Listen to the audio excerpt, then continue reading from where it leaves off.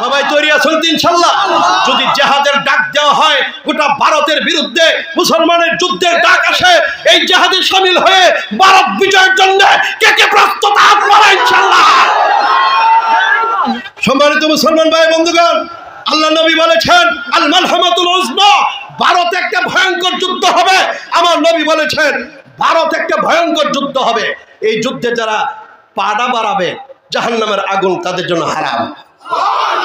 এই যুদ্ধে মুসলমানের বিজয় আসবে। রক্তকরণের পরে হিন্দু রাজাদেরকে বাইন্ধে সিরিয়াতে নিয়ে যাবে। এই সময় ইমাম হযরত ঈসা আলাইহিস সালাম দুনিয়াতে নেমে আসবেন। এই সময়টা খুব কাছে। ভারতের নরেন্দ্র মোদী এবং তার দলের লোকেরা বিরাট বাইরে গেছে গা। আর বাংলাদেশ মুসলমানের দেশ, আওয়ামী লীগ বিএনপি ভেদাভেদ নয়, আমরা সবাই এক কথা ঠিক কি বলে কালিমার পতাকা তলে নবীর নামের উপর আমরা ঐক্যবদ্ধ হয়ে এই গোটা ভারত আমাদের হাতে নেওয়ার জন্য আমরা সেই কাম করব ইনশাআল্লাহ। রাসূলের জীবনী আলোচনার বিকল্প নাই, সাহাবাদের জীবনী আলোচনার বিকল্প নাই। নবী এবং সাহাবাদের সেই জীবনী আলোচনাকে সামনে নিয়ে আমাদেরকে আগাইতে হবে। আল্লাহর নবীর জীবনীর 5টা ভাগ। একটা হলো জন্ম পর্যন্ত একটা ভাগ।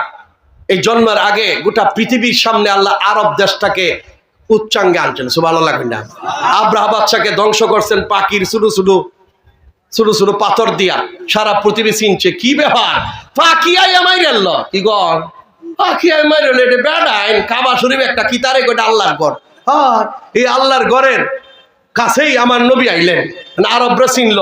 পরে রাসূল জন্মের সাথে সাথে পারস্যের অগ্নিকুণ্ড নিভে গেল। পারস্যের একটা জলাশয় 1000 বছর শুকাইছে না, শুকায় গেল। এবং খ্রিস্টানদের রোমের দুর্গের সমস্ত 7টা গেটের সামনে 7টা গম্বুজাকৃতির ভেঙে পড়ে গেল ভূমিকম্পে। সারা পৃথিবী বুঝলো না ঘটনা কি রে, ফেসকাইছে পৃথিবীতে, হ্যাঁ ফেসকাইছে। এইভাবে আল্লাহ তাআলা গোটা বিশ্বের সামনে রাসূলকে, মক্কাকে সামনে আনলেন। আল্লাহু আকবার। এরপরে রাসূল নবী হওয়ার পরে রাসূলের জিন্দেগিতে 40টা বছর গেছে। 12 বছর বয়সে একটা ছোট্ট কথা শুনে রাসূল গেছেন সিরিয়াতে চাচার সাথে বেড়াইতে। সেখানে যাওয়ার পরে একটা গাছের নিচে, সোনার কাফেলা এই জায়গায় থামছে, পাশে একটা গাছ, ওই গাছের নিচে তিনি গিয়ে বসছেন। গাছে কোনো পাতা ছিল না, সাথে সাথে পাতা গজায় গেছে। খ্রিস্টান পাদ্রী বলতেছে এই গাছের পাতা না থাকলে পাতা হয় যার দ্বারা উনি নবী হয়, নিশ্চিত উনি শেষ নবী। আবু তালেব রে কইলে কি লাগে তোমার, আমার ছেলে না, মিথ্যা কথা, তোমার বাতিজা হবে। আপনি কেমনে বুঝলেন? কারণ তার বাপ থাকতো না, উনি শেষ নবী। সুবহানাল্লাহ। ঠিকই, আমি চিনেছি উনারে মক্কায় পাঠায় দিলে মাইরাল তারে মারতে পারতো না, কিন্তু কষ্ট দিতে পারে, তিনি পাঠায় দিলেন। সুবহানাল্লাহ কইনা। এরপরে ওই যে গাছটা আজ পর্যন্ত সিরিয়াতে জীবিত আছে। আমার ওই দিন দেখাইলো একজন ইউটিউবে, এটা চতুর্দিক দিয়ে বাউন্ডারি ওয়াল দিয়ে রাখছে গাছটা, এখনো জীবিত আছে। দেওবন্দ মাদ্রাসা হইছে, ডালিম গাছের নিচে বয়ে সবক দিছেন, পুরান ডালিম গাছ। এইটারে আল্লাহ 100 বছর বাঁচায় রাখছে। আর নবীর ডারে কিয়ামত লাগাত হয়তো বা রাখবো, আল্লাহ ভালো জানে। হ্যাঁ, কিয়ামত পর্যন্ত লাগবে বলতেছিলাম। এরপরে রাসূল 35 বছর বয়সে রাসূলের জীবনে বিপ্লবী ঘটনা আছে, ব্যবসা বাণিজ্য, বিবাহ শাদী। এই 40টা বছর ছিল রাসূলের নবুয়তের ফাউন্ডেশন। আরবের মানুষ দেখছে মুহাম্মদ সাল্লাল্লাহু আলাইহি ওয়াসাল্লামের মতো ভালো মানুষটাই, এরকম আদর্শ পুরুষটাই, কোনো মিথ্যা নাই, বাটপারি নাই, জিনা নাই, চুরি নাই, ডাকাতি নাই, কেউ গালি দিছে না, কেউ মারছে না, কারোর সাথে অসৌজন্য আচরণ নাই। পৃথিবীতে এরকম মানুষ হইতে পারে? ফেরেশতা যারে কয়, ফেরেশতা যে কল্পনা ধরে কল্পিত মানুষ তিনি ছিলেন। উনি যখন নবী দাবি করছে তখন উনারে অবিশ্বাস করার মতো কিছুই ছিল না। 40 বছর বয়সে নবুতি পাইলেন। এরপরে রাসূল 3 বছর কোনো দাওয়াত দেন নাই। এটা আইয়ামে ফাতরাতের সময় 3 বছর কোনো দাওয়াত দেন নাই। হ্যাঁ, মা ওয়াদ্দাকা রাব্বুকা ওয়া মা ক্বালা, দাওয়াত দেওয়া শুরু করতেন। ইয়া আইয়ুহাল মুদ্দাসসির কুম ফাআনজির, 3 বছর পরে কুম ফাআনজির দাওয়াতের আদেশ নাজিল হইল। 10 বছর দাওয়াত দিবেন মক্কায়, আর 10 বছর মদিনায় যুদ্ধ করেছেন। আল্লাহু আকবার কইনা। রাসূলের জিন্দেগীর 3টা আমল ছিল মূল। মক্কায় থাকতে কোরআন যে নাজিল হইতো সাহাবারা শিখাইতেন। তাহলে বোঝা যায় মাদ্রাসা লাগবে, কোরআন শিখানোর ফ্যাক্টরি লাগবে। এটাই জামিয়াতে ইব্রাহিম আরো মাদ্রাসা। রাসূল কোরআন শিখাইতেন, আমরা এটা চালু করেছি, আলহামদুলিল্লাহ কইনা। আরেকটা হলো কাফেরদেরকে দাওয়াত দেওয়া, এটা রাসূল করেছেন। ঘরে ঘরে দাওয়াত দিয়েছেন, মক্কায় ঘরে ঘরে দাওয়াত দিয়েছেন। মদিনায় যাওয়ার পরে ঘরে ঘরে দাওয়াত দেন নাই, রাষ্ট্রপতি গোত্রপতিকে দাওয়াত দিয়েছেন। আর ওইখানে দাওয়াতের ভাষাটা ছিল কঠিন। আল্লাহু আকবার। তো রসুলের জিন্দেগির একটা অংশ মক্কায় দাওয়াত আর মদিনায় জিহাদ। তো ইসলামের মূল কাজ দুইটা, দাওয়াত জিহাদ আর কোরআন শিক্ষা। সুবহানাল্লাহ কই না? ইসলাম জিন্দা করার মাধ্যম দুইটা। সহজ কথা, ইসলামের মূল কাজ তিনটা, দাওয়াত তালিম জিহাদ। দাওয়াত তালিম জিহাদ বলেন, দাওয়াত তালিম জিহাদ। রাসূল তালিম দিয়েছেন, আল্লাহর কোরআন শিখাইছেন, সাহাবারা শিখছে, একটা কাজ। 2 নম্বর দাওয়াত, গোটা পৃথিবীর কাফেরদেরকে দাওয়াত দেওয়া। মুসলমানদের দাওয়াত দেওয়ার কাম নবী করছেন না। আমরা দেশে প্রচলিত তাবলীগ, এটা নবী করেন নাই। কথা শুনতেছেন নাকি? আমরা কেন করি? আমরা দাওয়াত দেই না, এটা হলো তালিম। সুবহানাল্লাহ কই না? আমরা দাওয়াত দেই, বেনমাজি কাফের, কাফেররা দাওয়াত দে, বেরোজদারি কাফের, কাফেররা দাওয়াত দে, নামাজ না পড়লে কাফের, রোজা না রাখলে কাফের, হজ না করলে কাফের। আলাল মাযাহিবিল আরবা, এর মধ্যে বহু মাযহাবের বক্তব্য। সুতরাং আমরা তাবলীগের ওয়ালারা যারা কাজ করতে, কাফেররা দাওয়াত দিতেছে, মুসলমানরা না। বুঝুন যে কথাটা, কাফেররা দাওয়াত দিতেছে, মুসলমানেরা না। কাজে এরা মুসলমানের দাওয়াত দেখে রে, মুসলমানরা কইতো দেয় বেনমাজি কাফের না। ফেরাউনের সাথে হাসর হইতো না? ফেরাউনের সাথে কি মুসলমানের হাসর হইব? কাফেরের হবে। এবং ইমাম আহমদ ইবনে হাম্বল, ইমাম মালিকের মতে আরে কাফের হত্যা করা হবে। সুতরাং কাফেরকে দাওয়াত দেওয়া হয়, এই কথা বললেন না। আর 2 নম্বর, যে কাজটা করে মুসলমান বিভ্রান্ত, মুসলমানের কাফের না মুসলমান বুঝেই না, কোরআন পড়তে জানে না, নামাজ জানে না, রোজা জানে না, কালিমা জানে না, কিচ্ছুই জানে না। কি এর মুসলমান আর কি এর হিন্দু, কি এর বৌদ্ধ আর কি এর খ্রিস্টান, একটা আলু গুড়ার মতো। এর দৈরে দৈরে মসজিদে ডুহাইয়া হুজুরের পিছনে লাগা, যারা কালিমা শিহাও, নামাজটা শিহাও, ইসলামটা শিহাও, এর ঘরে মাইজা দেও, কিন্তু জানেই না কিচ্ছু। এরা কাফের কইবেন না, মুসলমান কইবেন না, হিন্দু কইবেন না, বৌদ্ধ কইবেন। হিন্দুরার পূজা তো যাইতেছে, মাজারে উরসও যাইতেছে, নামাজও যাইতেছে, ঈদও যাইতেছে, গানও যাইতেছে, ব্যাখ্যাতেই যা কি গো। এটা কোনটা? মুসলমান তো একলাই না থাকবো। আমরা দেশের মুসলমান তো ব্যাখ্যাতেই আছে, তার মুসলমানও কইতে পারবেন, হিন্দুও কইতে পারবেন, বৌদ্ধও কইতে পারবেন, খ্রিস্টানও কইতে পারবেন, ব্যাখ্যাই কইতে পারবেন। সুতরাং মুসলমানকে মুসলমানের জায়গায় আনার জন্য তাবলীগ হইল বাঙ্গারি জামা। বাঙ্গারি কিনা না, বাঙ্গারি বাজারে গিয়ে বাড়ি বাড়ি গিয়ে বাঙ্গারি খুঁজে, বাঙ্গারি বাঙ্গারি বাঙ্গারি সামসম বাজা বুঝছে, বুট বেচছে, বাঙ্গারি ডাইন ডাইন ডাইন ডাইন ডাইন ভরে বাঙ্গে দেখুন যে ফাটায় ফুটায় ফাটায় ফুটায় ফ্যাক্টরিতে দেয়, পরে বালতি হয়ে বাইরে, গ্লাস হয়ে বাইরে, প্লেট হয়ে বাইরে। কথা ঠিক কিনা বলেন? এরকম বাঙ্গারি মুসলমানরা খুঁজছে, তাবলীগ ওয়ালারা মসজিদের ফ্যাক্টরিতে ডুহানির ভরে আস্তে আস্তে বাঙ্গা বালতিটা বালা বাংতি হয়। এই বোতলটা বোতলটা রেডি ফাটায় ফাটায় কাটতে ফাটায় দেয়, বালা বোতল হয়ে গিয়ে আল্লাহু আকবার। এই বোতলটা ডেনে ভরে রয়েছে, দেখো পানি খাইতো না, কিন্তু ফ্যাক্টরিতে বাঙ্গারিওয়ালারা খুঁজে নিয়ে আনে, ওর জামাই ওখানি খায়, রাজা ওখানি খায়। এই বাঙ্গারি বোতল মুসলমানরা খুঁজছে, বালা মুসলমান বানানির মেহনত হইল তাবলীগ। আল্লাহু আকবার। সহজে বুঝাইতাম কিনা কইতাম না, কি বল? সুতরাং এখানে প্রশ্ন করে লাভ নাই যে তাবলীগ, এই তাবলীগ নবী, এই তাবলীগ নবী কষ্ট করে নবীর যুগে বেনমাজি আছেন, বেরোজদারি আছেন, বেজাকাত আছেন, বেপরদা আছেন না। কোন একজন মুসলমানও পাওয়া গেছে না যারা জামাত ছাড়ছে। মুনাফিকরাও জামাত ছাড়ছে না। আর আজকাল হিসাব যারা হ্যাঁ বাড়ি ধুইতে দেয় কেতার তলে। কথা ঠিক কিনা কি কয়? এই যুগের এই যুগ না। এই জন্য এই যুগে উলামায়ে কেরাম চিন্তা করেছেন বাঙ্গারিদের টুহাইনে ফ্যাক্টরি টুহাবে না। নষ্ট হয়েছে সাদ, এনাকে ঠিক করতে নামানি লাগবো, নৌকা হয়েছে পানি কিন্তু উঠানি লাগবো। কথা বললেন না কেন আপনারা? এই জন্য যে জায়গায় নষ্ট হয়েছে এই জায়গাটাকে ঠিক করেন যায় না, দেখে এরালে উঠাইয়া দূরাত পাঠাবে না ফ্যাক্টরির মাঝে।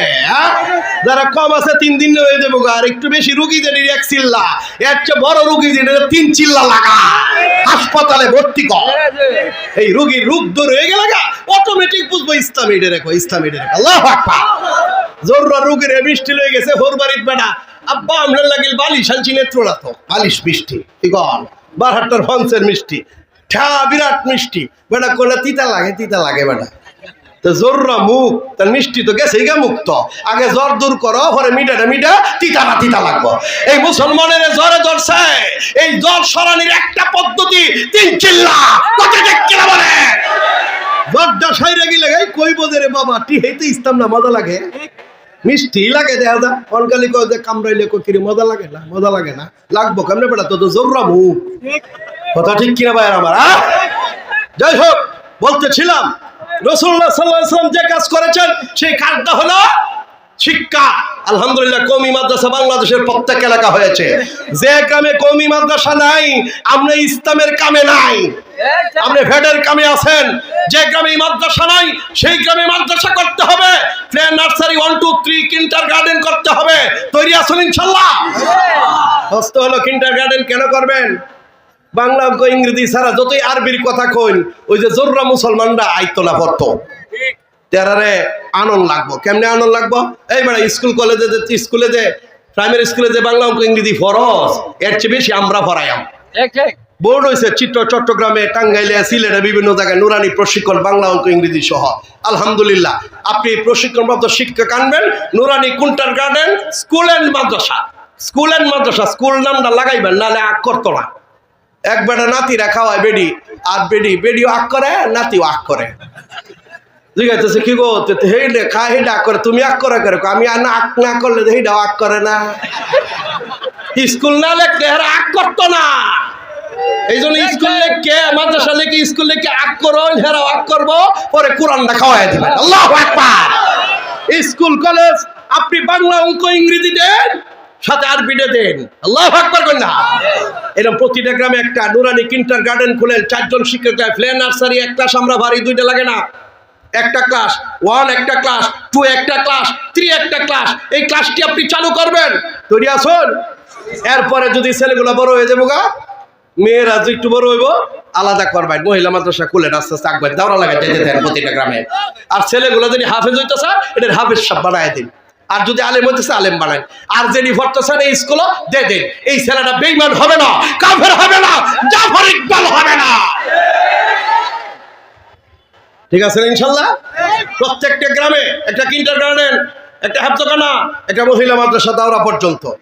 যে গ্রামে নাই এই গ্রামে খোলার জন্য যারা জানমাল আল্লাহ দিছে, এই জানমালটা খরচ করে মেহনতটা করবেন ইনশাআল্লাহ। করবেন ইনশাআল্লাহ? কে কে তৈরি আছে হাত বাড়ান ইনশাআল্লাহ। নারে তাকবীর, মারহাবা। 1 নম্বর কাজ, 2 নম্বর কাজ কাফেরদেরকে দাওয়াত দেওয়া, যেটা মাওলানা মুফতি জুবাইর আলম সাহেব করতেছেন। আল্লাহু আকবার করেন না? বহু আলেম এই সত্য বুঝে না, উনি করতেছেন, ওনার মাদ্রাসা থেকে করা হচ্ছে। গত 3 বছরে 4 বছরে নেত্রকোনায় এই দাওয়াতের ওসিলায় 3 শতাধিক হিন্দু খ্রিস্টান কালিমা পড়ে মুসলমান হয়েছে। 3 শতাধিক। আল্লাহু আকবার করেন না? আহা মুসলমান, আপনি সারা পৃথিবীর পরিসংখ্যান দেখেন, লাখে লাখে মানুষ খ্রিস্টান, ইহুদি, বৌদ্ধ, হিন্দুরা কালিমা পড়ে মুসলমান হইতেছে।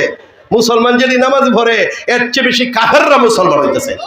কিন্তু সেই দাওয়াতি কাজে আমরা নাই। নবী যে কাজ করতেন মক্কায় থাকতে, আর মদিনায় যাওয়ার পরে রাসূল যে কাজ করতেন, কাফেরদের বিরুদ্ধে যুদ্ধ করছেন, সেইটাতেও নাই।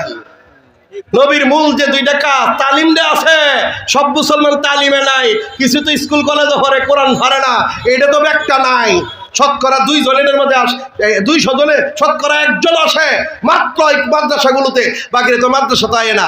কিন্তু কিন্ডারগার্টেনের মাধ্যমে ইনশাআল্লাহ আগামী 10 বছরের টার্গেট, বাংলাদেশের কোনো প্রাইমারি স্কুলে কোনো ছেলে থাকবে না, কোনো মুসলমান মেয়ে থাকবে না।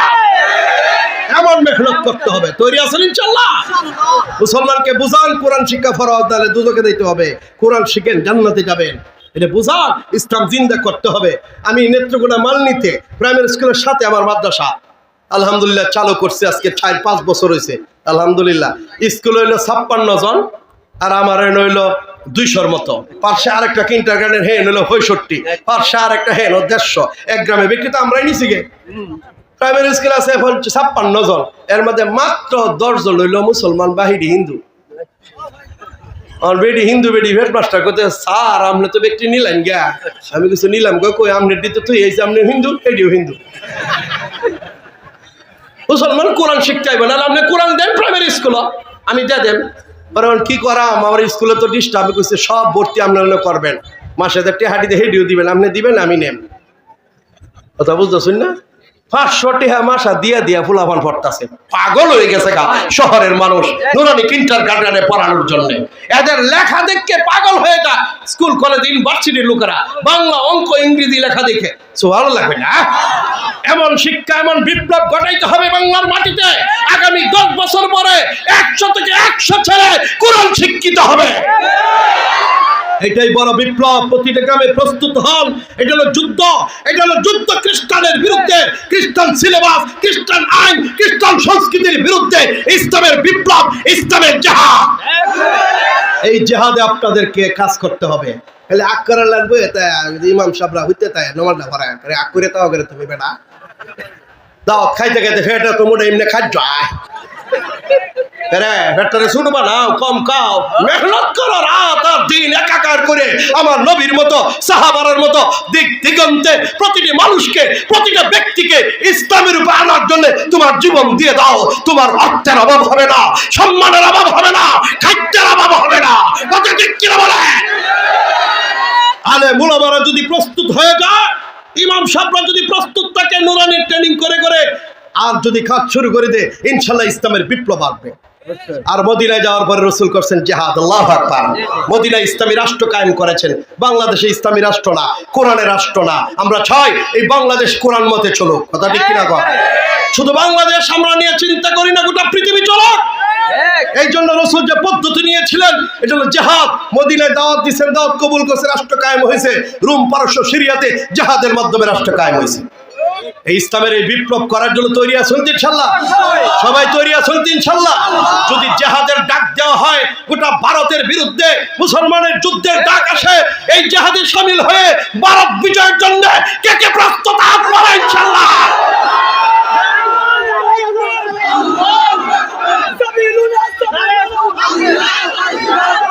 সম্মানিত মুসলমান ভাই বন্ধুগণ, আল্লাহ নবী বলেছেন আল মালহামাতুল উজমা, ভারতে একটা ভয়ঙ্কর যুদ্ধ হবে।